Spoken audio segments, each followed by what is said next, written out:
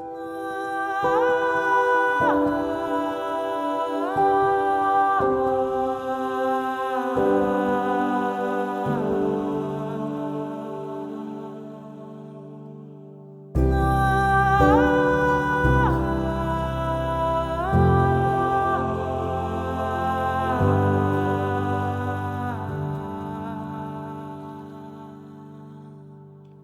I'll go ahead and I'll post our readings for today.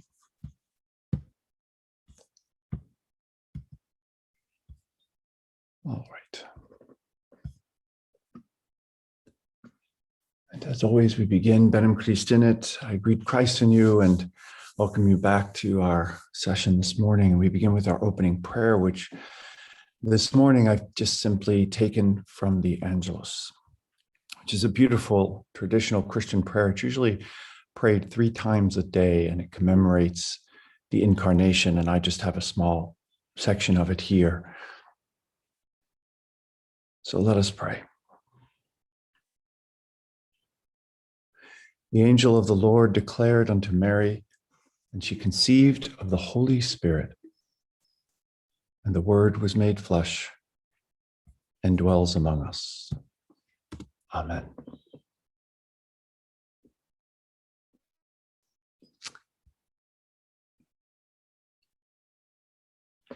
So our first reading today comes from page 87, if you're following along in the book. And it's the last paragraph of this section. And in the second reading today, we'll be beginning another subsection. So for the Christian, the incarnation is not just a powerful metaphor. It is a historical event. But as Eckhart insists, neither should we think of it as a singular moment in history, having come and gone with the life and ministry of Jesus of Nazareth. With Mary, we too must ceaselessly give birth to Christ in our own time and culture. Eckhart says this is possible because at the deepest core of every person is what he calls the ground of being. He describes this as a silent abyss beyond all form, thoughts, experiences, or perception. Like the Virgin's womb, it is the eternal meeting place between the divine and human within every person. Each of us comes to embody the ongoing and ever-expanding enfleshment of God across time and space, made manifest wherever Christ is begotten in us.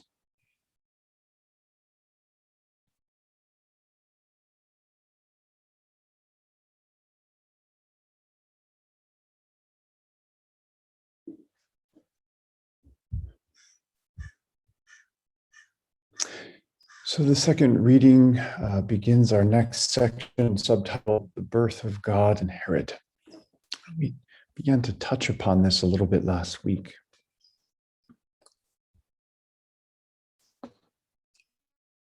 That whether birthed in time or within our own hearts, the birth of Christ still carries Simeon's ominous warning to Mary that a sword will pierce her heart also, that her Christ child will be a sign of contradiction and the cause of many to rise and fall.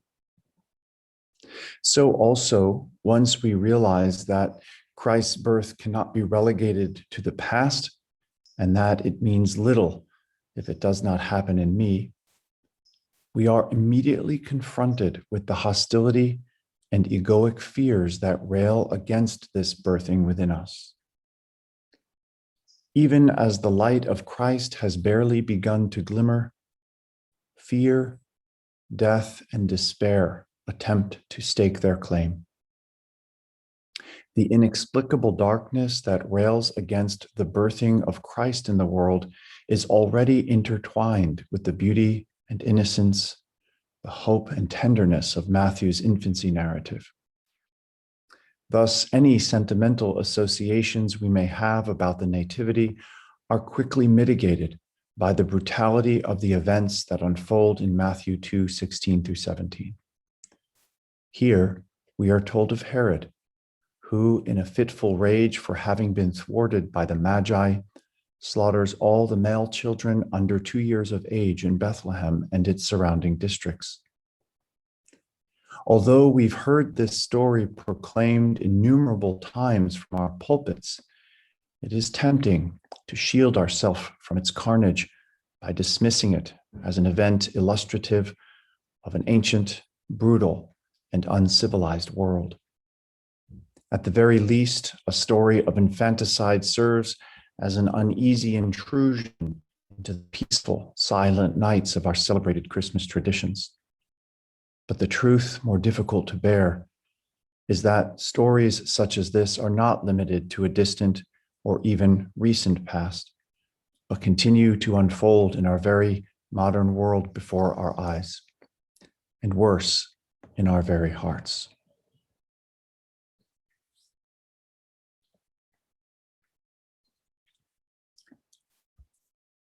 Let's begin with our closing prayer, and then we'll move to our discussion this morning. So when the shadow of fear befalls me, and the light of the world grows dim, let your joy inflame again my heart, that I might glimmer like the star of Bethlehem against a blackened sky, and guide again the world to this new place of your birth. Amen.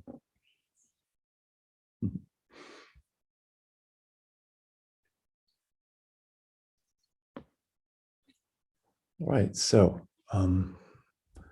as always, I open the floor to your comments or suggestions or reflections on the reading today. There's obviously an ominous thread throughout, but I think it's important we call attention to this aspect of the infancy narratives, because I think in many ways it marks both the beauty of what it means for Christ to be born in the world and what kind of world God is born into, as not one that is just merely a past reality, but as I think we know too well, a very present reality.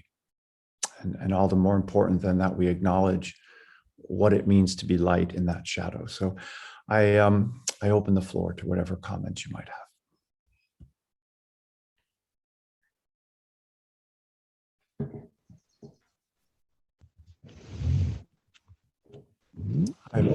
Hi, Robin. Good morning. Can you hear me? Yes. I was wondering if you would speak about the sign of contradiction and the cause of many to rise and fall. Right. So what we learn in Luke's infancy narrative, and I'm uniting the two different birth narratives here in what we would call a syncretistic way. So I'm looking at aspects that both Matthew and Luke bring to the story of Jesus's birth, and those quotations come from a prophecy that's made of Jesus by Simeon, a man who's at the temple when his parents bring him to the temple. And this Simeon sort of rejoices in Jesus's birth as the Messiah, who is both the glory of Israel, but a light to the nations or the Gentiles, but then also offers this somewhat ominous warning that he will be a sign of contradiction, not merely one who brings peace, but whose message will bring conflict. And so that's why I have those in quotations. If you go to the first couple chapters of Luke's gospel, and it would be in chapter 2 in this case, you'll see Simeon's little monologue there, where he makes this assessment about the meaning of Jesus's birth and how it will have an impact that will bring not only peace, but in many ways division, as we see throughout his preaching and so forth, and subsequently. So that's what it's a direct reference to.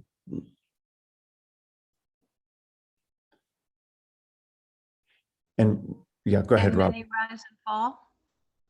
Yeah, so again, it's the same concept. So it's part of that same warning that he's giving, that when you see, for example, Luke's whole Christology, if you want to say, or his whole portrait of Christ, he's very clear about this idea that that the message of Christ, that Christ himself, and all that the gospel means for the world, will be one in which the oppressed and powerless will be made to be raised up, and the oppressors and the powerful will be laid low. And so he's talking very clearly here in political terms about the implications of the gospel for God, siding with the poor, the nameless, the oppressed, what in Judaism were called the Anoim, the outcast and marginalized. That the whole message of Christ, the whole gospel, is to demonstrate God's siding with those for whom are experiencing injustice. That as a God of justice, God sides, is always siding on behalf of leveling and righting those scales. And so there is not just a spiritual, but a political dimension to what Jesus will bring in terms of a reestablishment or a calling out of the dark powers and a raising up of those who have been oppressed. And that's what he's talking about there. And we see that message throughout the entire Gospel of Luke, but it's here almost in a seedling form. And then Luke unpacks what that means as Jesus resists violence, but yet speaks to violence, a kind of passive resistance toward the violent. And that, of course, culminates in his willing acceptance of the cross, right? And to allow that his own self to be given over to be that sign of contradiction of what it means to passively resist violence so that it brings an end to that cycle.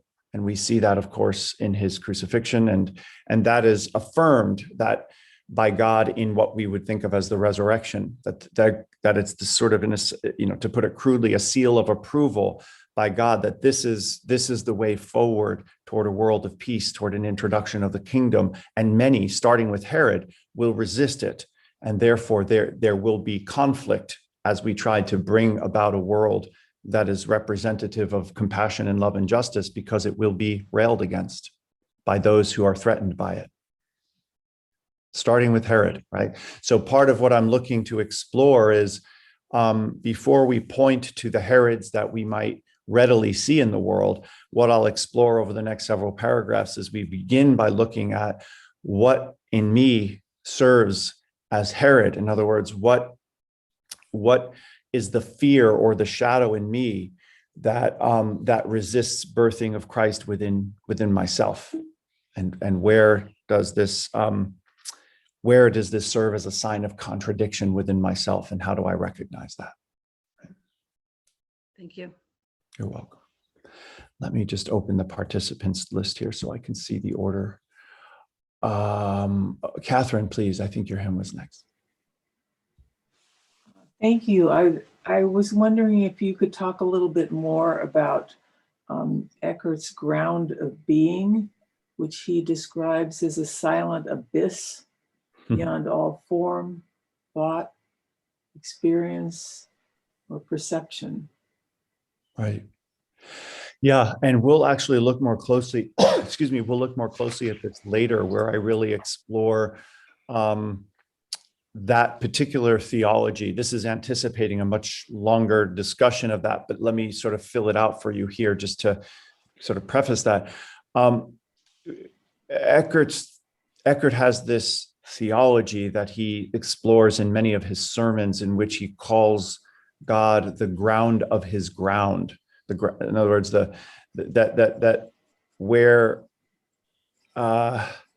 where he ends and God begins is sort of a continuous whole, not a radical otherness.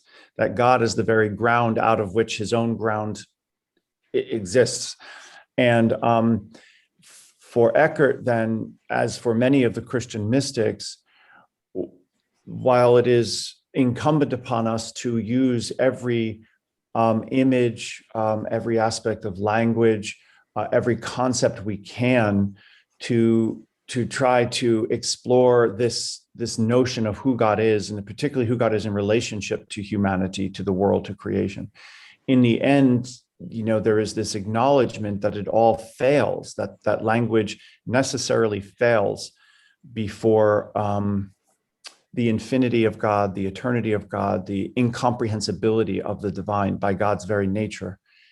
And so he, like many others, will say that, in the end, we know God is unknowable. That's actually a quote from Augustine, but I think it's one that Eckhart would readily share. And so we know God not as something other than ourselves, but ultimately as just the ground out of which we have our existence. Remember, some of you may have been in the meditation this last Tuesday here, where we looked at that beautiful text in Acts. In Christ, we live and move and have our being. And I think this is Eckhart's way of exploring that we don't point ultimately to God as other, but as the very ground and source and abyss, which is forever giving birth to everything, including ourselves, and that there is no ultimate separation in that because we're all of God. So when we look at Eckhart a bit later on, we'll see how he explores that and how that impacts his understanding even of prayer, by which he ultimately will say at some point, even prayer gets in the way, because as long as you're praying to God as if God is outside of yourself, that's already too much distance. So he explores the implications of that for our own spiritual life, and that profound intimacy of God that is revealed ultimately in Christ. Again, I think it's Augustine who says that the God that is revealed in Christ is the God who is ultimately unknowable. Right? So does that help, Catherine, for the time being? Give you a sense of the landscape he's walking in there? Yeah, thank you for the time being. You're welcome. You're welcome. Pat, please. Well, this past week, I had an experience of that hostility, egoic fears railing against the birthing within us. Actually, for the first time since the pandemic, I actually had cash in my wallet. Because so many places weren't taking cash, but I received a small refund check that I thought, well, this isn't worth depositing into the bank. I'll just, cash it and have some cash in my wallet. Well, I had gone out shopping on Memorial Day, and this is like one of those commercial strips of, several places along the highway. And there was a young man with a small dog and a backpack, and he had one of those crudely, handwritten cardboard signs, so obviously he was, seeking help. And, God put it on my heart that, yes, I should stop and give him some money. And then it's like, oh, there's traffic, that's too difficult, it's embarrassing. I drove the equivalent of several blocks and then pulled into a parking lot, turned around and went back to where he was and, gave him some of the cash that I had on me. But it just struck me that, God can put something on your heart, and then it is so easy to say, no, that's too difficult, find an excuse, not to follow that prompting. Absolutely. I don't remember, but I think it was 2 or maybe 3 weeks ago. This was precisely a practice that I asked us to explore, as you may recall, Pat, because you really just embodied it quite beautifully. And that is exactly what I was hoping we would attend to, is on the one hand, noticing the prompt, which we could call that intuitive movement toward a compassionate act or a kind gesture that can be so simple, right? It doesn't have to be grandiose, but then how quickly rushes in all of those things you just iterated. And that, for me, if I'm attentive to it, happens multiple times on any given day, especially outside of COVID, where we're naturally just encountering the stranger and people, at the workplace, or, when you're isolated in home, perhaps less so. But anytime we're out there, and I don't think we attend to the dynamic that's taking place. We just have the impulse, it immediately gets squashed, and we don't really give much thought to it. And everything that you processed from the moment you saw him to the blocks you were driving, to the moment you turned around, to the moment you went back, to the moment you gave him that money, was all embodied prayer. Every moment of that was an embodied prayer in which Christ was born, right? Because it's whatever small amount it may be in the grand scheme of things, it meant something to him. And not just, one of the things I've learned being a vicar is whenever somebody offers a donation, no matter how small or large, it has a profound symbolic value that almost is irrelevant of the amount. And that symbolic value is one of loving support and kindness, right? So while certainly $5,000 can go a lot farther than five, there is an equivalency I see in one's capacity, right, from their own resources, and the meaning behind it is the same, right? And it's much more than the money itself can be valued at. And so the whatever it was you were able to give to him, no doubt spoke to him on a level of his humanity, of an act of kindness that far transcended the numerical value of the dollar bills, right? And I just want to encourage you to understand and to see that whole encounter as one in which Herod is resisting the birth of Christ, and still Christ was born in you and in that moment. And that is an inbreaking of the kingdom of God that could never be erased from history, that will ever be woven into the fabric of our history, and is a moment in which, like a little flower coming through a concrete parking lot, through that one little crack, has all of this beauty in a world that otherwise wants to smother it. And you allowed it through in that moment, and that's a beautiful thing. And I just hope that you can attend to the beauty of what that moment was and what it did as much for you as for him. Okay, thank you. Yeah, thanks for sharing that. It's lovely. Thank you for your willingness to struggle. Yeah. Christine, please. Thank you. I'm just really drawn to this phrase in the second reading that says, even as the light of Christ has barely begun to glimmer. And what strikes me about that is it's that glimmer, it's that little glimmer of Christ that helps me see my own complicity in the darkness. So how to see the glimmer? Sometimes being blinded by the light, you can't see the glimmer.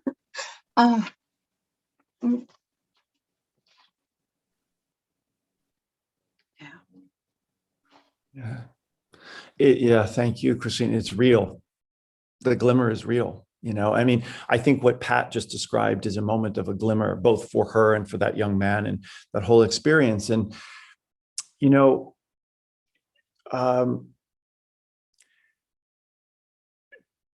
John of the Cross poses a sort of rhetorical question around when we can see farther. And I may have mentioned this before, but it's so relevant to your question, I'll just sort of bears repeating. And he says, when can you see farther, in the daytime or at night? And the sort of go-to assumption is, well, in the daytime, of course, because you're guided by the brilliance of the light. But the idea that he's pushing for is that in the spiritual life, there's a moment when the bright guiding lights that initiate and guide us at the beginning of our journey, that sun sets. And that may be, the rituals or exoteric practices of our religion that dominate so much of our spiritual life and help really to guide us. But he says at some point, the mystic enters the dark night and the sun sets. And what happens miraculously and beautifully is that if you can sit in that darkness long enough, your eyes will adjust and you'll see the brilliance of the glimmer of stars, right? That are actually obscured by the light of the sun. But so his point is that you actually can see much, much farther in the midst of the dark night, because the brilliance of the exoteric lights are diminished and gone, and you're left groping in darkness. And that's when those glimmers begin to shine so beautifully. And I think that that in many ways, we might even go so far as saying we need the backdrop of that darkness for the glimmer to shine and to guide, like the Star of Bethlehem that guided, the Magi to this new epiphany of Christ. And those glimmers are so important, particularly in times in history where we feel such an overwhelming sense of darkness, that in that shines these beautiful glimmers. And we recognize ourselves, I think, if we're attentive to our spiritual life, that we become those glimmers for one another. And that's no small thing. It's a beautiful thing. So I can say, just keep glimmering, which you do so well. So yeah, but thank you. It's a beautiful reflection, and it's true where, we look for those glimmers often outside of ourselves. And I think one of the important elements is how we explore what it means to become a glimmer for one another and be that light.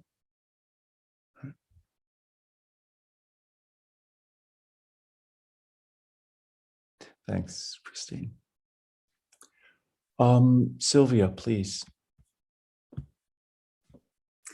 Thank you again for this, wow, rich, all-encompassing offering and discussion and everyone's comments. As probably most people know, I've been in this night for weeks now since my beloved's death, and more prayer than I've been in for a very, very, very long time in my life. And so everything is so raw and rich. And on Tuesday night at the meditation, you prefaced the prayer in Acts by saying, "Be still and know I am God. Be still and know I am. Be still." And you went through the whole thing, and it ended with "be." And that shot through me again. I remember sitting in St. Columbus when Father John was there and guided us with you through that process in a long meditation. And it's been so with me since Tuesday. And I was inspired to look at some old journals of mine, and it's so relevant to our discussion today because the "be," in one of them I'd written, "My mind will never answer, who am I?" Never. It is a feeling into. It is a being taken. I wrote this, I don't know when, into the gateway of God, but then it is the feeling. It is not my mind answering any of it. And I realized that when I'm lost, these days in particular, it's most often when my head is bouncing around and regrets or memory, this or that, or worries, or and so in this journal entry I wrote, practice stumbling with your feeling until you stumble over that threshold into the experience beyond words, beyond mind.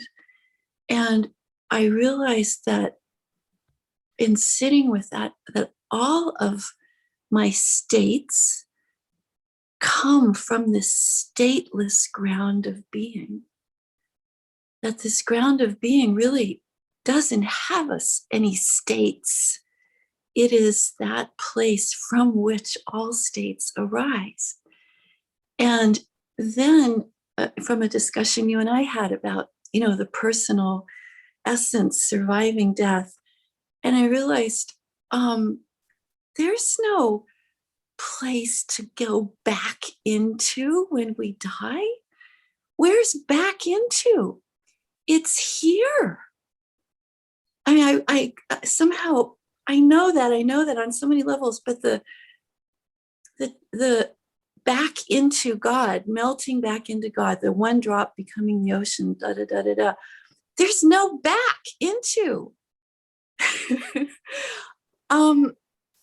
Anyway, this is just I felt my mind actually be thankful that it could just relax instead of being the pinball machine that it so often is. And then the other thing from this morning was, I'm sure many people here have heard the Native American story of the grandfather with his grandchild, and talking about the war in his heart between the wolf of fear or the wolf of hate and the wolf of love or the wolf of openness and intimacy. And they were discussing that, and the child asked, well, grandfather, which of the wolves finally wins this ever-present battle in your heart? And he replied, the one I feed.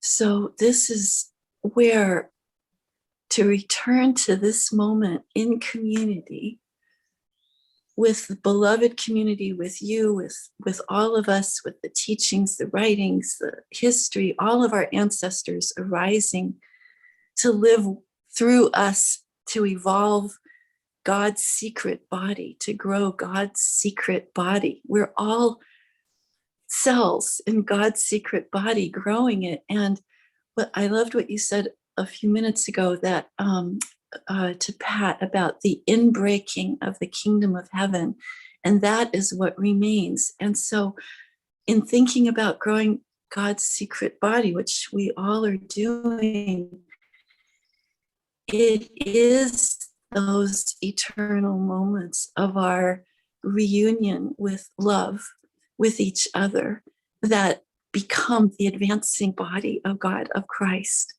And that never ends. And it is love. And this is how I find I can commune with Lad, is through that bridge of love that is eternal. So I just wanted to say thank you. Thank you, Sylvia. Beautiful reflection. And, you know, to sort of extend that native sort of parable into the gospel, you know, we're exploring those wolves in a sense, by exploring the birthing of Christ and that inner resistance we'll call Herod. One of the things that throughout the book, I talk about the optimism, the eternal optimism of the gospel, the insistence that good has an edge over bad, or, you know, love over hatred. Sometimes not much of an edge, but an edge. And there's this insistence that good wins, that love wins. And one of the ways that I'll explore how we encounter that inner Christ and inner Herod is to not equate them. And this is, I think, the sort of equivalent of who are you feeding when we cross that over. And in a sense, the idea is that what we'll find is that in, you know, what the Gospels tell us is that at the end of the day, Christ is the Lord of history, and Herod recedes into almost nothingness but for the gospel. I mean, how many of us would have ever even heard of Herod if not through the Christian telling about him? He would have been one more king in an ancient world whose name is no longer remembered. So in a sense, there is this beautiful optimism that we can root ourselves in and take hope in, that at the end of the day, Christ is born, Christ is risen. And that is that arena of love that you're referring to. That is what he calls, I think, the kingdom. So, thank you. Keep communing. Denny, please. Vincent, I wonder if you would speak to, and you wrote about this in your book, the sentimentality of the gospel through religion. You know, we have the great prophets of our time: Dietrich Bonhoeffer, Thomas Merton, Martin Luther King, who are calling us to act. Mhm. And one of my struggles, obviously internally too, but one of my struggles is God spoke to Israel as a community. And I know that individual actions count and how important they are internally for me and to the wider society. But when we act as a community, there's great power, I think, in changing the current circumstances. I mean, the carnage is still here. The Herods are still here. The Caesars are still here. The Pharaohs are still here. And it seems to me that religion, just sentimentalizes the gospel so much and fails to communicate how much acting in faith is a risk. Mhm. And so I wonder if you would speak to that, because you do write about it. I noticed in this reading you talked about not only the carnage, but the sentimentalizing of the gospel. Right. And I don't think that the gospel is any sentimental thing. I Right. think it is a call to action, both internally, but also externally. And what I see in religion is that how much it sentimentalizes kind of our private salvation into heaven, whatever that means, rather than acting now to change what's going on in the world. Could you speak to that? Thanks.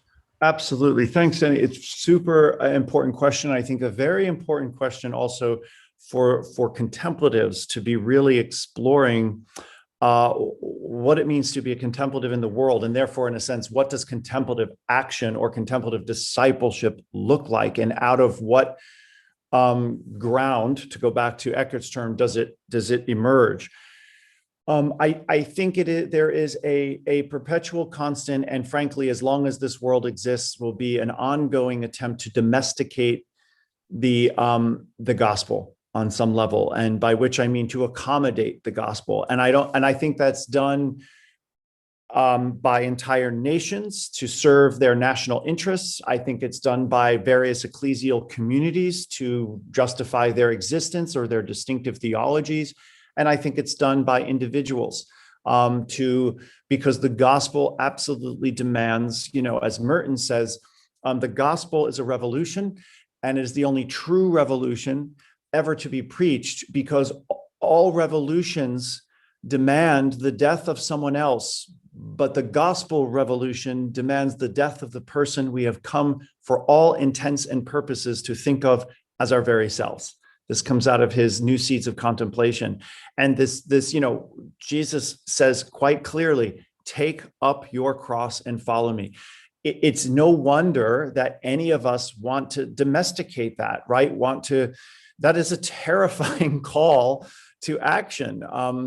In sort of even his first disciples who, interestingly enough, in Mark's gospel, two of his disciples approach him and say, can we sit at your left and right in glory? And Jesus says, you have no idea what you're asking me. Can you drink this cup? Can you be baptized with this baptism? Yes, Lord, we can. And he's like, well, the seats left and right are not mine to give, but guess what? You've got something coming. And what's interesting is how Matthew's gospel, where Matthew redacts or edits that exchange, again tries to domesticate even the notion we might have of the zeal of the first apostles. Mark is very clear in showing their humanity, their unwillingness to go to those places, or they are like us, dragged into them rather than willingly step into them.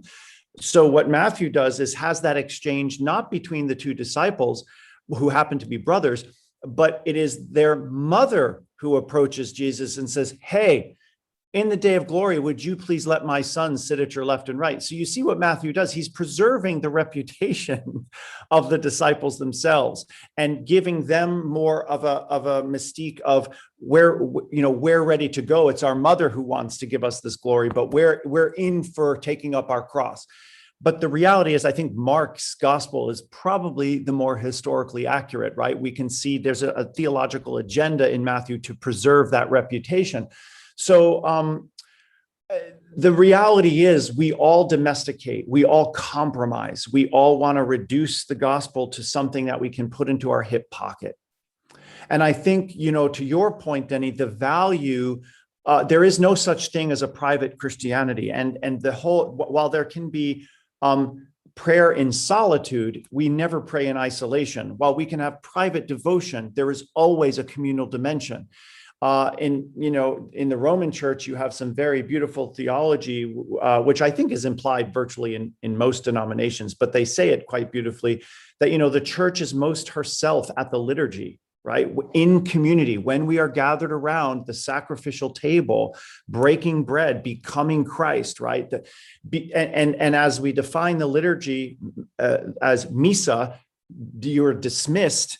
It's the point of what happens as we gather is to then who we become in the world, how we take up our cross, how we act, how that discipleship doesn't just become a cozy little thing we do on Sunday morning, but the revivification of the body of Christ to be sent out to transform, to set the world on fire, to take up our cross. As I'll talk about in the book, that can be so overwhelming, right? In what that means in any given life or context, that I think we can be, in a sense, that can be thwarted by two extremes. One, paralysis. It's so big, I don't even know where to start, so I do nothing. And the opposite pole that could hinder us is, it's up to me to do everything. And I think the way in which contemplative action helps, or the contemplative life helps to guide and give direction to an active discipleship in the world, is by helping mitigate those two extremes. You can't do everything, but it's not okay to do nothing. And so the question and the discernment that we have to come to in our prayer is, who am I? What member of Christ's body am I? In other words, what gifts do I bring to the world? Am I an eye? Then you have to see. Am I an ear? You're called to hear. If you're a mouth, you're called to speak. If you're a hand, you're called to heal, whatever that may be. So to discern what member of the body of Christ I am, and then to discern within my context how to do what I can within that context to be Christ. And that could come in very small ways, as Pat opened up our conversation with, but can also come in very influential ways. Entire movements have been, started by individuals that ripple out for decades or centuries. So who am I? And what I am in the world is what we think of as our vocation, to hear a call and to respond. And I think the whole listening aspect of how is Christ being born in me isn't merely just a nice, joyous interior experience of Christ in me, but what that means then for me to become Christ in the world in the way that I am most suited to do that. And I think the contemplative life both helps ground us from confusing the gospel with our own idea or our own political agenda, perhaps, but also helps to inform both who am I in the world and what do I see and where is the need that I need to step in to be Christ in that darkness, to be that glimmer of light that Christine was referring to. And that's where I see it as of a piece. Does that help, Denny? A little bit. Okay, thank you. Yeah, thanks. I would also just caution, and Linda, I'll come to you just in a moment. I would caution us to be a little forgiving with ourselves when we recognize our capacity to accommodate the gospel. I think if there is even just one place where we can take up our cross and bring that to where it needs to be brought, we're doing okay. And the reality is the accommodation can happen on so many levels that we have to just acknowledge it and work to overcome it. But I would encourage you not to let that dampen your spirit to be enthusiastically Christ where you're able to be, even if at times we do that less than perfectly. Linda, please. Sorry for the wait. I wanted to I sort of feel like I need to evangelize Howard Thurman. Denny had mentioned a few mystics of present day, and I just think Howard Thurman as a mystic, as a mentor to Martin Luther King, as a man who in the 1930s went to India and met Gandhi, and came to San Francisco and started the church for the, I think it's all Fellowship of All Peoples, the first integrated church in America. Anyway, I just really encourage people to look up Howard Thurman as somebody who's very often underlooked. He was criticized in the civil rights movement because he was so mystical and he, meditative, and he kept saying, you can't, what you do on the outside is determined by your inner spirit. So go for Howard Thurman. I wanted to mention one thing that happened with me. Father Vincent, you had said a few weeks ago, who are you Christ for? And it sort of sent a shockwave through me, because it's like, oh my goodness, I don't know that I'm Christ for anybody explicitly. And so I've taken it upon me to be Christ for my brother. And I've mentioned that I think, anyway, this is a 60-some-year-old man, Ph.D. from Stanford, who basically lives with my mother and does nothing all day, including help her. My mother's 92, does most of the housework. Anyway, he's an addict, he's an alcoholic, he's got astonishing anxiety, and he refuses to do any therapy, etc. So what I experienced these last week, I was there for 3 days when my mother was away. She wanted to make sure the house didn't burn down. So I babysat my brother. Was the Herod versus Christ, just going boom, boom, boom, back and forth. I won't go into all the examples, but I found myself, resisting, like just wanting to punch this guy in the face, wake up, Ed, and do something for your 91. Vacuum the vacuum.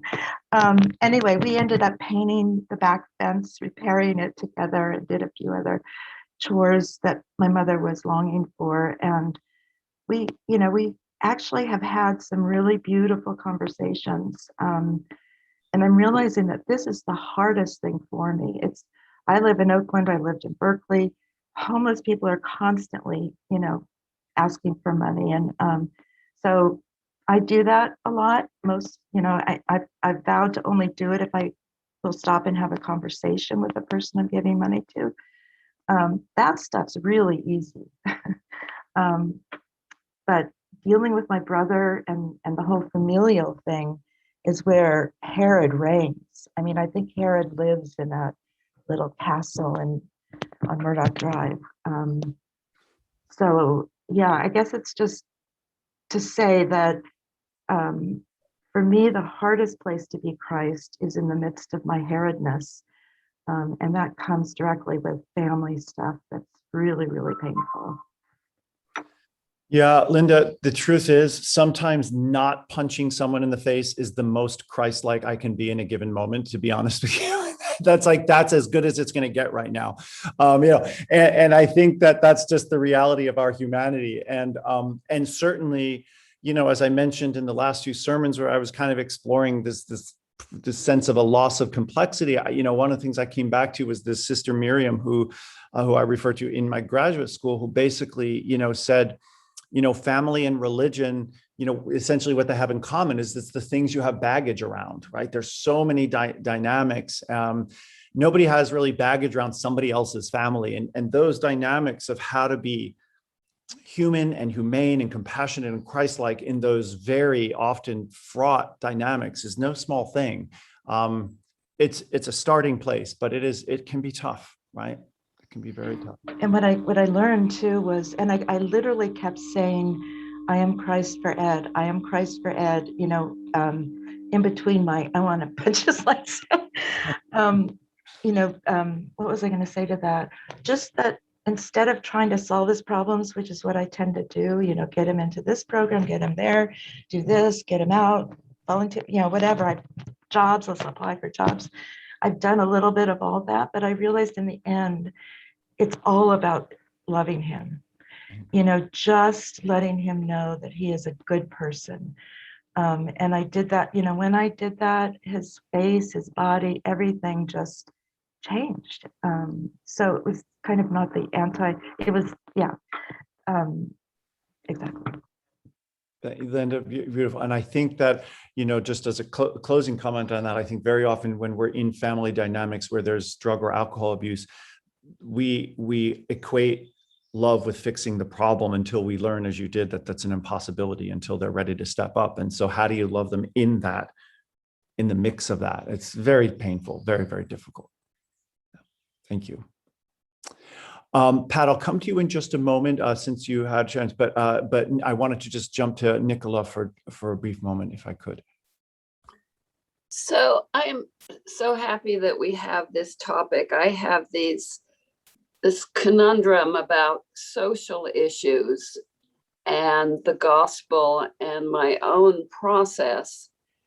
And it's helpful for me to hear people talk about that. I feel through my intellect that there's a lot that I should be doing. I've been a doer and a fixer all my life.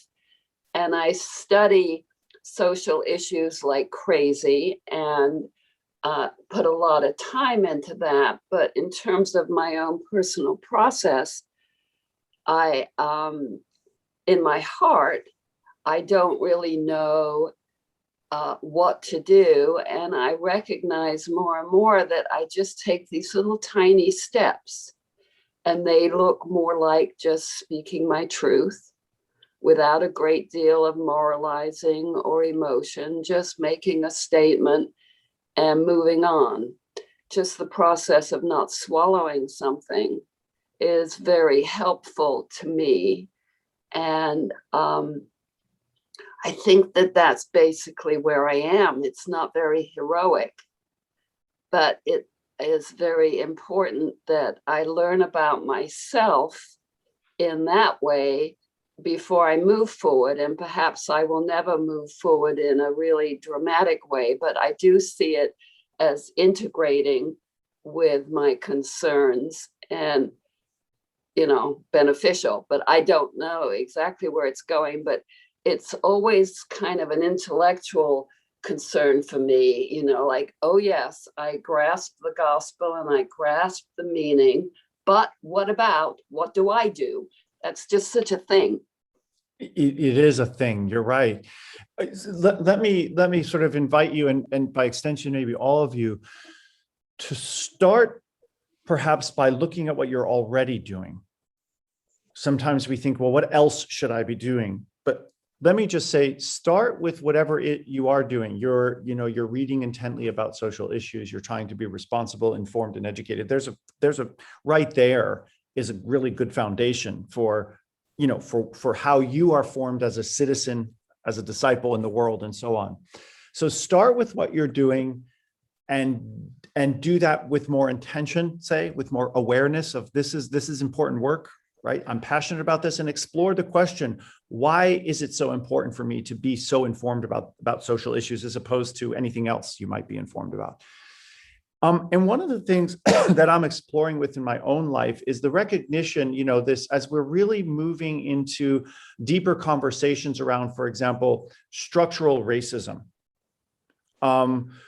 which is exposed, when people would say, well, I'm not racist, but yet you're participating in structures that you're barely even aware of, that are maintaining certain racist, right, structures that, and you're, by your participation in them, it makes you somewhat complicit on some level, right? So what are the structures? And the way I've started to picture these structures is that society has divided up into circles, where people who are like one another segregate into those circles, and those circles keep getting farther and farther apart. Black and white, rich and poor, Republican and Democrat, liberal and conservative, and so on. And I think some of the work that could be done doesn't have to be on a grandiose scale of getting some new president in office to make all these changes, but being informed as I am about social issues, right? And I'm speaking for you, being informed now about how structural racism plays in maintaining segregation in society. Where can I create in any of those circles a Venn diagram, an overlap, where two circles that are otherwise being held very comfortably apart can have a momentary overlap.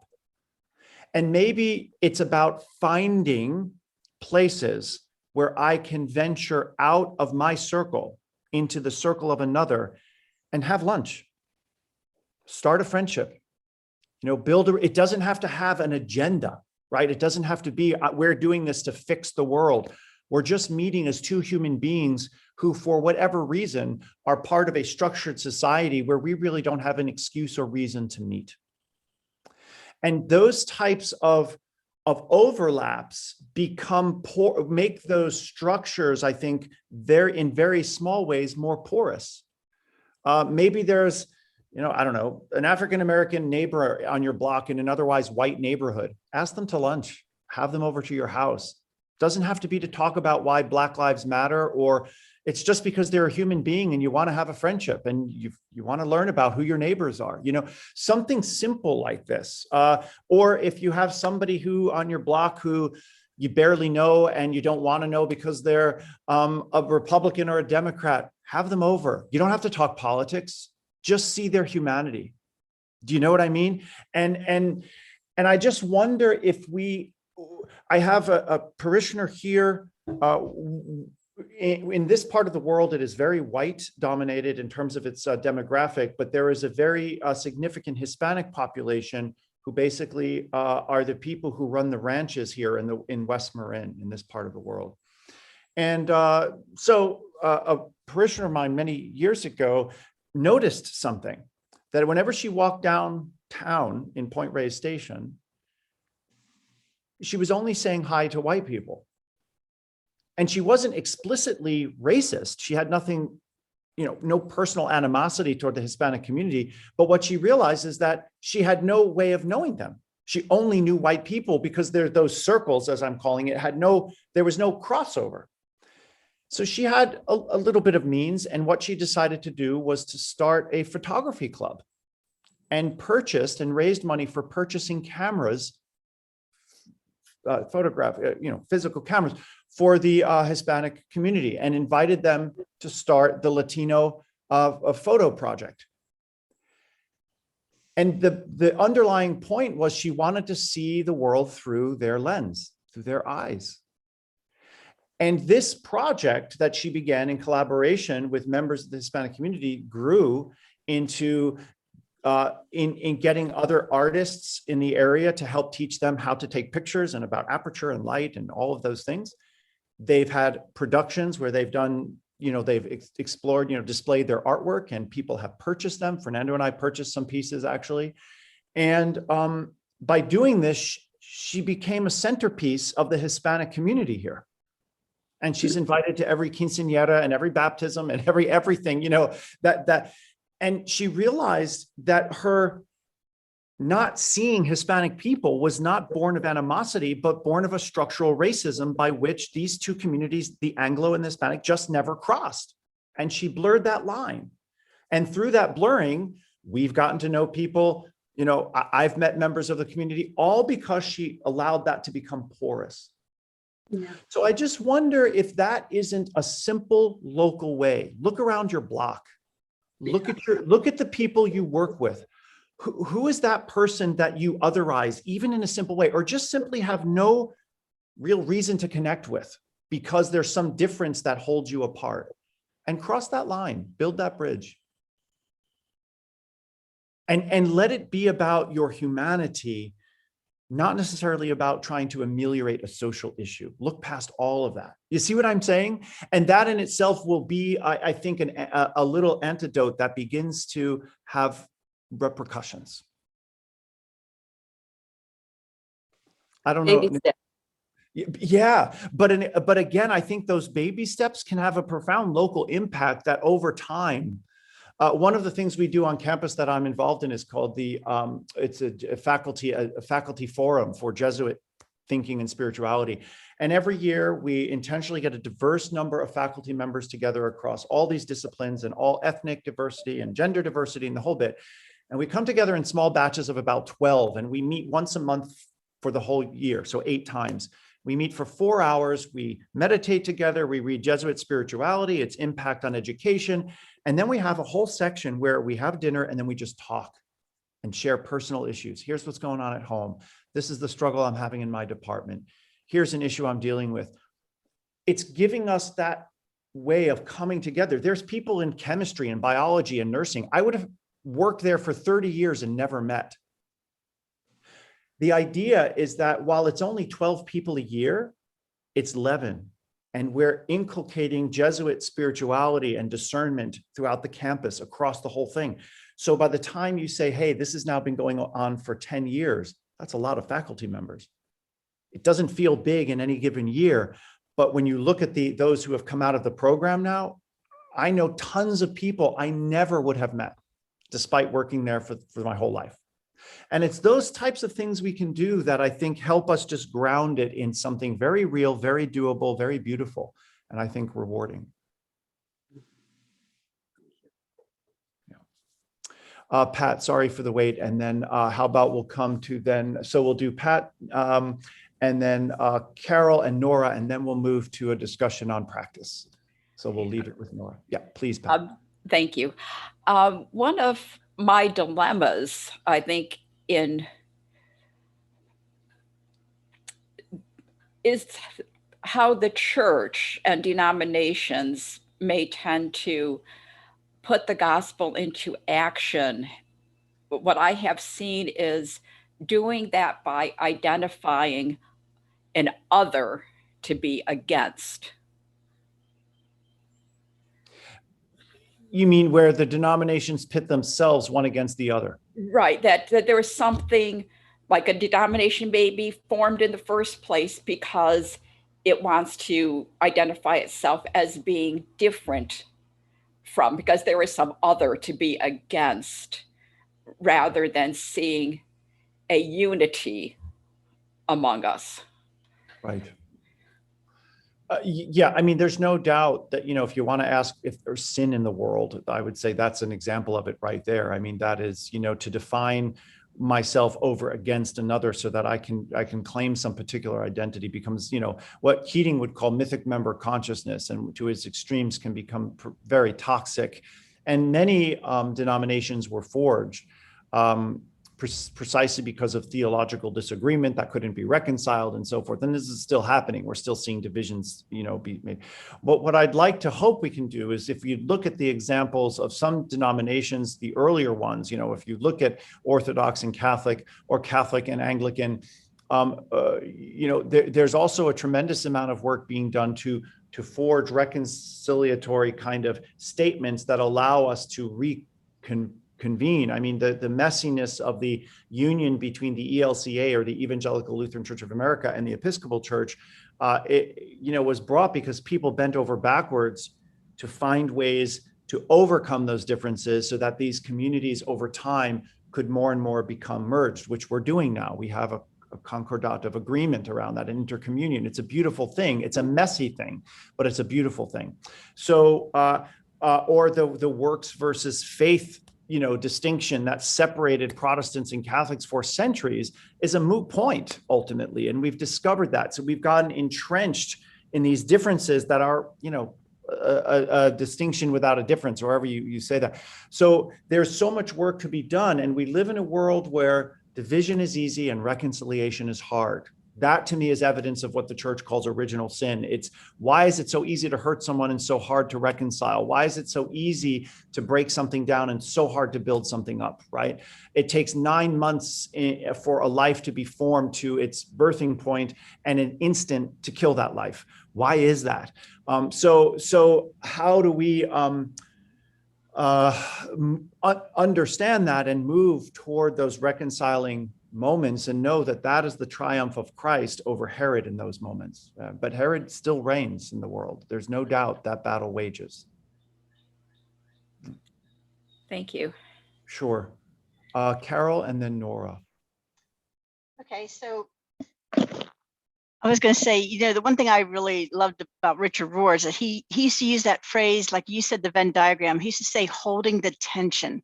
And I love that, because he's written about, the Catholics are right about some things, they're wrong about some things. The Lutherans are, because he was like me, had a mixed, And then, but he's also written about liberals and conservatives, saying that neither one of them are right. They're both wrong and right. I mean, but when you identify with the group, that's where the problems start. So rather than holding the tension in between them, because I'm one of those people too that just wants, I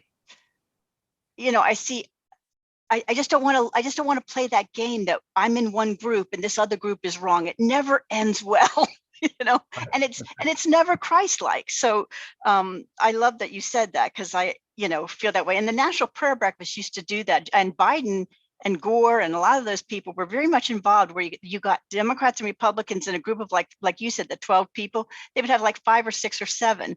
And when they got to know each other and found out that the Democrat from Ohio's son had leukemia, they would pray for each other, and they started to see each other as human beings rather than somebody I have to hate because they're against this, they're pro-choice or they're pro-life or whatever. So, I mean, I don't know. I think it's kind of dissolving now. But then the other thing is, like you were saying about the neighbors, since I work at NIH, it's so many international people. And I always go up to people when I find somebody like from Eritrea. When am I ever going to run into somebody from Eritrea? And I will stop and ask them about them. But other people will say to me, well, that's racist because you're singling them out as other. And I'm like, well, they're from a country I know nothing about, and I want to know. But I find that most people want to tell me all about their country and their background and where they came from, and things like that. So I think but I'm in such a fear mode now, because whatever you do, somebody will tell you that's a bad. I mean, my friend told me I was racist to do that because her 2 sons went to Stanford, which is, and they were told when they spoke to other kids that when they're called out or singled out, or somebody asked them, where are you from? And I understand if you're born in America and you just look Chinese or whatever, somebody asks you, are you from China? They get offended. So, but anyway, I'm going off on a tangent now. So Well, Carol, I think being culturally curious is not racist. Frankly, I'll just put that out there. I think, if I were in a foreign country and somebody reached out to me, I would actually be grateful for that gesture. I think, one of the things I've talked about recently in my sermons is my deep concern that both left and right, and I was more exploring left because frankly, our community is much more politically progressive. And I thought we have to look at the log in our own eye. Where are the extremes of the left going right now? And that's making me profoundly uncomfortable around issues exactly like this. So I would want to encourage you. I mean, I think there's nothing wrong with being culturally curious, with extending. If a person doesn't want to talk about it, they don't have to. Yeah.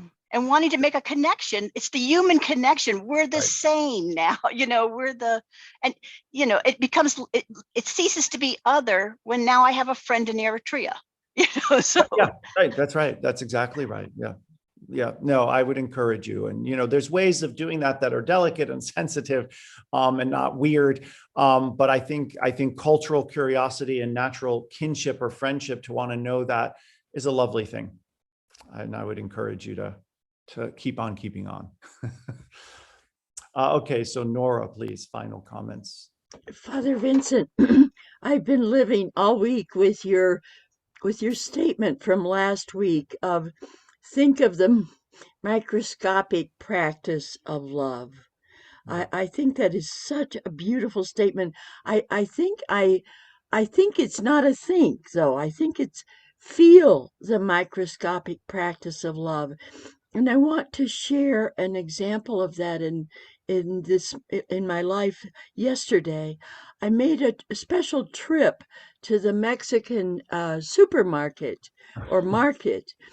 And as I got there, before I could go into the actual market, there's a place to send money, like it's not a Western Union, it's another company.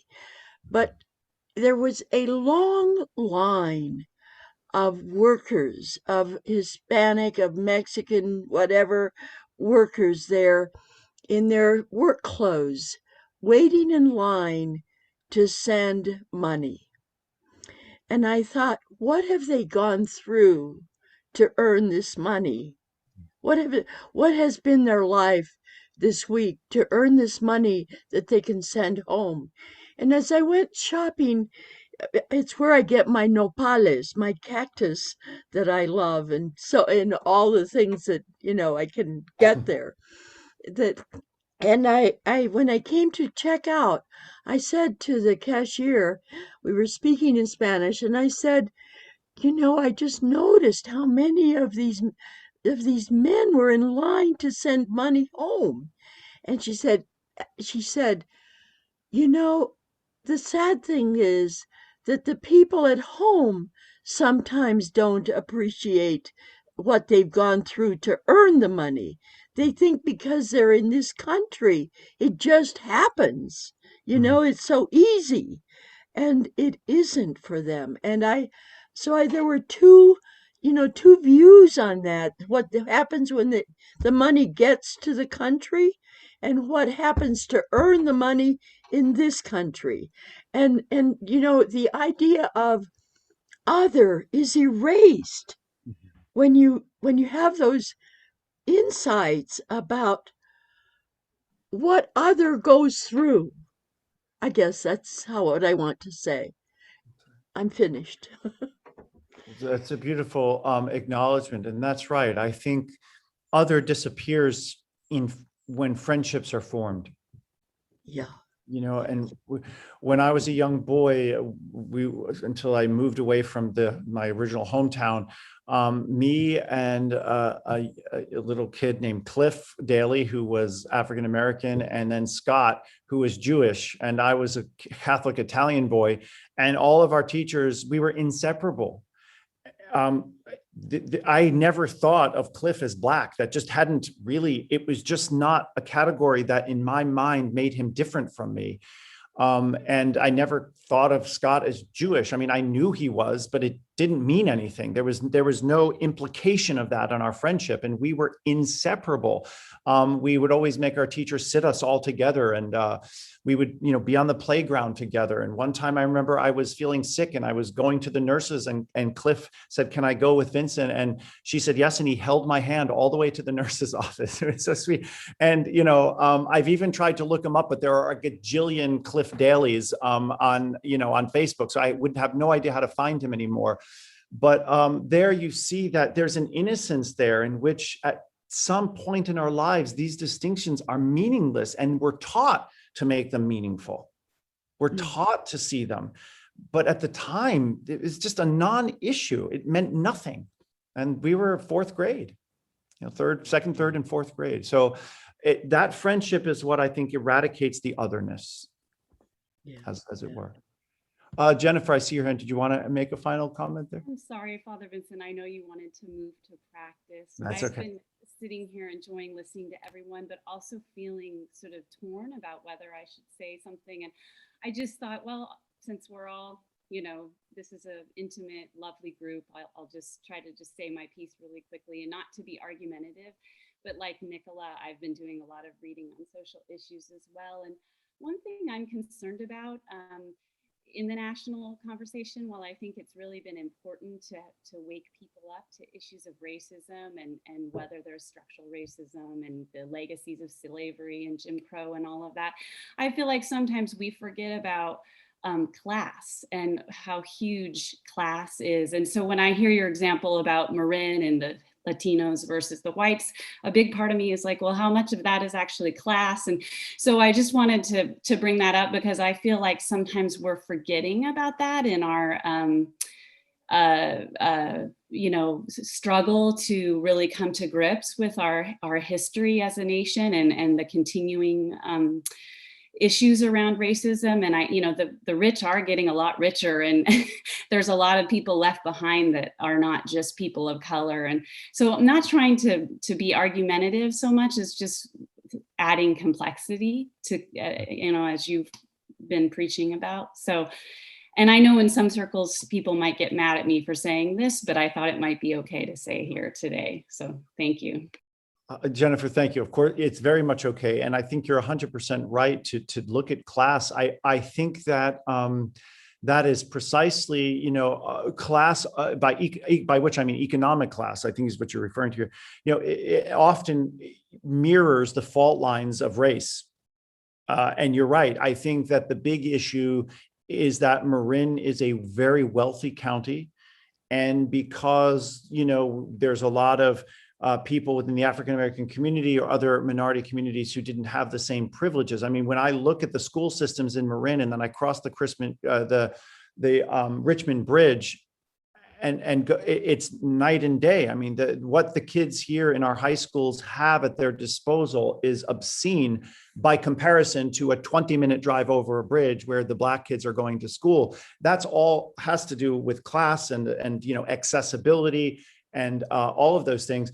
And I do think here, even in Marin with the Hispanic community, you're right. I mean, most of the Hispanics here are the ranchers who are working these beautiful actually fields and cattle and so on. I've never experienced any overt sense of disdain or anything toward the Hispanic community from anyone here, but the white population here tends to be, and it's not true of everyone, wealthier. I mean, you have locals who've been living here long before Marin became a thing, and their parents have been here 100 years and they've been in that same house that might be worth a fortune now, but was nothing, back in 1972. And they're still here. So, but absolutely, I think class ties into this. When I was living in in San Francisco, a number of years ago, we would have these pink flamingo parties where once a month, whoever's lawn the flamingo was on is who's hosting the party that month. And I met actually a couple. One was a gay couple, one was Indian, one was African-American, and they had adopted Black children, but were sending them to very wealthy white schools, like charter schools, private schools, and blatantly said to me they didn't want their children in those other schools. And I was just shocked at how their class totally gave no credence to the racial segregation that was endemic in that. But it was all about.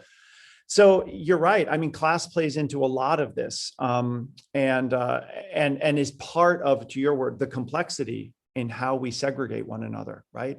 Even when we look at the poor, I mean, I think people of middle class means are more afraid of a homeless person than an African American, if we're going to look into that, right? It's like, I don't, what if they're unstable? I don't want to get involved in this life. And so there's a lot of resistance that we put up in terms of accommodating the gospel, as it were, by not just looking past, not wanting to see the poverty that's there or the mental illness that's there, right? Yeah, and just to clarify, I never wanted to say that. I mean, I think a real problem in this country is that people of color, especially Black people, are disproportionately poor and find themselves in the poor and the working class. But, but we also need to, I think that there's just often this just single focus lens these days. And so I just want to sorry, I'm not very articulate about it because it's something I'm learning about, but I feel like it's good to talk about, so. Well, and there is a huge population of rural white poor in this country. I mean, desperately poor, and there you see, those lines are the same. Yeah, and they're angry. Those are desperate. That they're the ones that ended up voting for Trump because they felt like in the caste system that they should have been, I mean, it is very complicated issue. In my area, Fairfax, Virginia, I have white friends that they won't allow Black children to be adopted to white parents anymore because they think they'll be better off in a Black family. So they'll search outside of the county for, which I think is interesting. I'm like Jennifer, I don't know how to approach these issues. I'm like, I don't know if that's good or if it's bad or, what the story is. And like you said, I think they're trying to get their kids in what they think is a better school. But you're right, society needs to make all the schools better so that they don't have to make this choice. So, right. Yeah. There's a lot of disparity in that, for sure. Right. Thank you. Okay, let me, in the interest of time, I'm going to go ahead and call up our practice for this coming week, and then we can potentially have some time to explore our practice from last week. So I note this: shadow is discernible in contrast to light, and thus it is a darkness that denotes presence. What stands between you and the light, causing its shadow to fall upon you? Right? So just to offer that interior reflection. Whenever there's a shadow, it's because it's being cast by the light as a presence. So what is the thing that causes the shadow in you? And what can you discern that presence is? I've already sent this to Joanne, so she'll be sending this out to those of you on the list, and you'll have that in front of you. So let's, last week's practice was a meditation on an image that I had presented, and that's that one there. I wonder if I could do that as a way of trying to see as many of you as possible. And there was another image that had been discussed that some of you may want to have reflected on as well. Another image of the Annunciation, as it were. So I wonder if anybody took some time to just, meditate on an image instead of a concept, and what that looks like for you. Mary Sue. There we go. I love this image, and there are a couple of things that strike me. Of course, I'm drawn to the glow in her womb, that light that is just emanating. And I think that's the first thing that really captured me. But what also really struck me is how in this image it relates to Our Lady of Guadalupe. Mm-hmm. The roses, the garment, the band, the pregnancy band, the mantle. It's just, there's so much in it.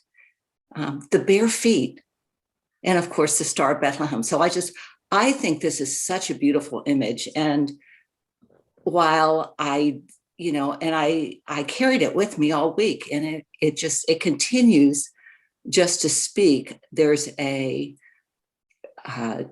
gentleness, there's a humility, there's an awe, and there's a beauty in it. So thank you for sharing it. I've never seen it before, and I found it absolutely beautiful. Thanks. Thanks, Mary Sue. Beautiful reflection. I agree. There's something so stunning about it. As I was reflecting on it, one of the questions, when you look at the light literally emanating from within her, I asked, where in my body do I carry the Christ light? Is it in my gut? Is it in my heart, my head? What, my fingers? Like, where does the Christ light emanate from me? And this is sort of just a fun way of sort of asking, when I experience trying to be the Christ light, where does it come from? Where is that? And it's such a beautiful way in which her meditative awe at this divine birthing within her is just so beautiful to me. Yeah, thank you. Christine, please. I was really struck by this image because in this image, I see Mary pregnant with Jesus as a reflection of God pregnant with the universal Christ. And here's the light of Christ shining from the womb of God. I think this speaks to what was in the, if it was the first paragraph today, about the ground of our being as like the Virgin's womb. And to think of myself within the womb of God means that I'm here with everyone and growing into the image of the mother. Mm-hmm. For me, this is a beautiful correction of the patriarchal picture of the Trinity as two men and a bird. Here we have the natural, organic relationship of the mother God giving all of herself for the growth of the infant within her womb, as God gives all of herself to us as we are maturing into Christ. Mm-hmm. Beautiful, Christine. And, as you're talking, and I'm echoing back the comment you made toward the beginning about the glimmer, the two fundamental lights that you see in this picture is in her womb, but then in the star in the sky that Mary Sue, pointed out, the so-called Star of Bethlehem, and how that star emanating in the universe is the same, that light is the same light within her that we carry within us. If the universe is within God and we carry God within us, then we carry within us also the universe. And there's a beautiful resonance there of those two gleaming lights for me. Thank you for your comments. Pat, please. Just as I need to turn off the fan. Oh, okay. Okay. Oh, you got it. Okay. I just need to turn down the fan so we could hear each other. Okay. I actually looked more at the image that Carol shared, the picture by Henry Ozawa Tanner, who was an African-American artist. And what struck me is, well, it's almost like the tension we've been talking about today of the contemplative and the action, how it's the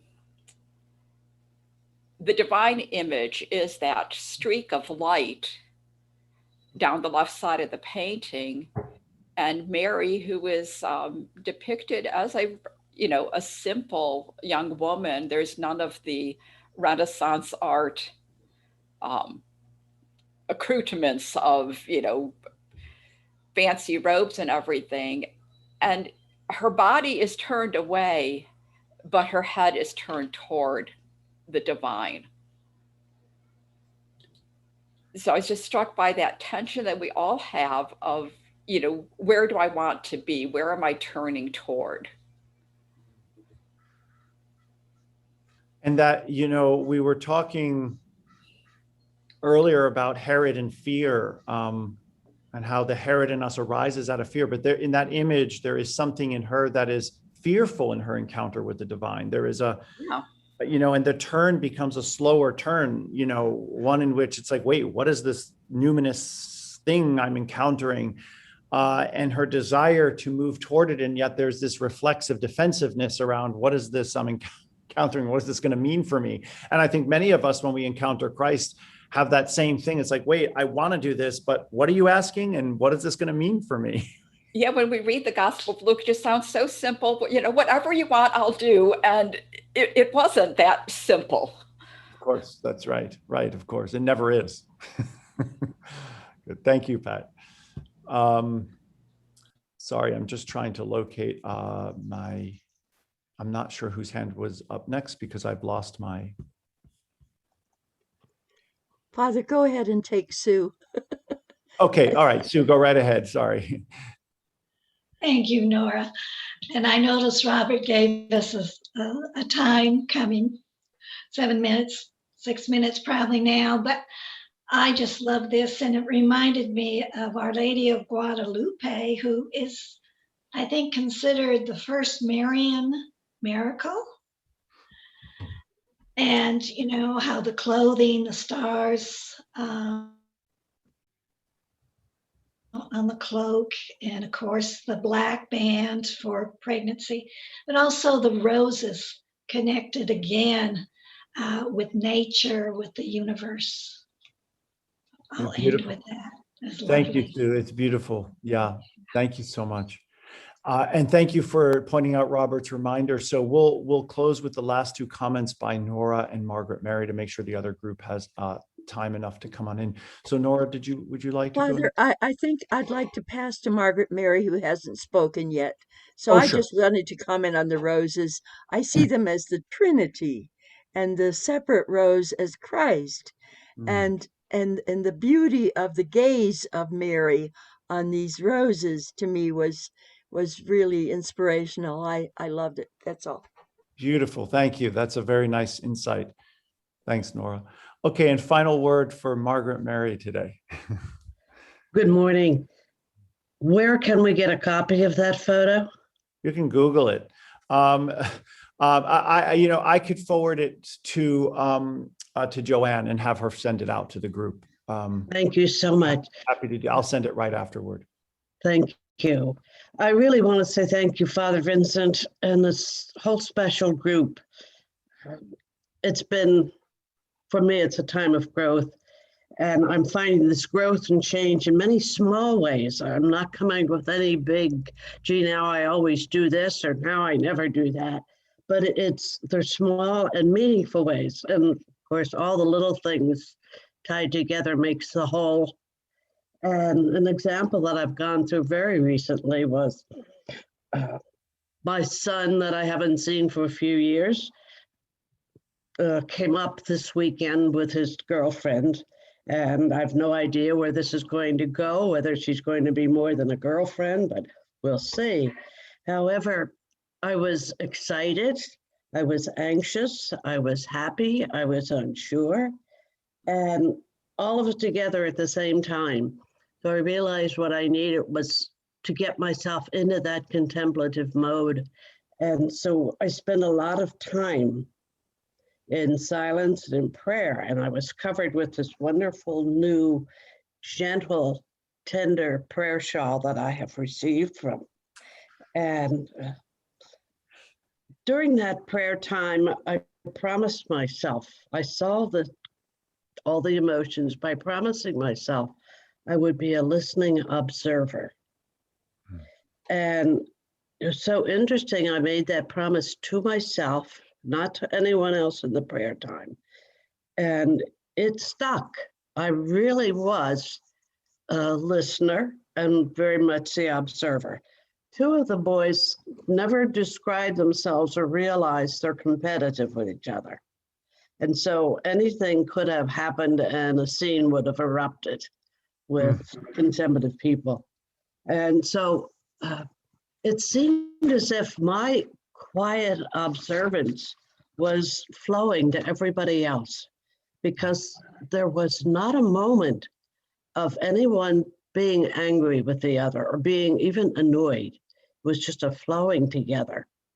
And part of today's reading on the Abbess is where I sort of felt that deep change and still feel it, that there is that deep abyss that's where these changes are happening in me because of our times together and the assignments that were given. So the listening part from the week before was so important, and it's time to go. Yes, it's a beautiful note to end on. And unfortunately, yes, I don't want to infringe on the next group. But thank you so much for that. And it's those little changes that really do add up and make a difference, right? Yes. So thank you for affirming that. And let me just thank you all for being here this morning with me. And I look forward to seeing you next week. And in the meantime, I bid you ben in Christenat and go in the peace of Christ, Father, Son, and Holy Spirit. I look forward to seeing you all very soon. God bless you and keep up the practice.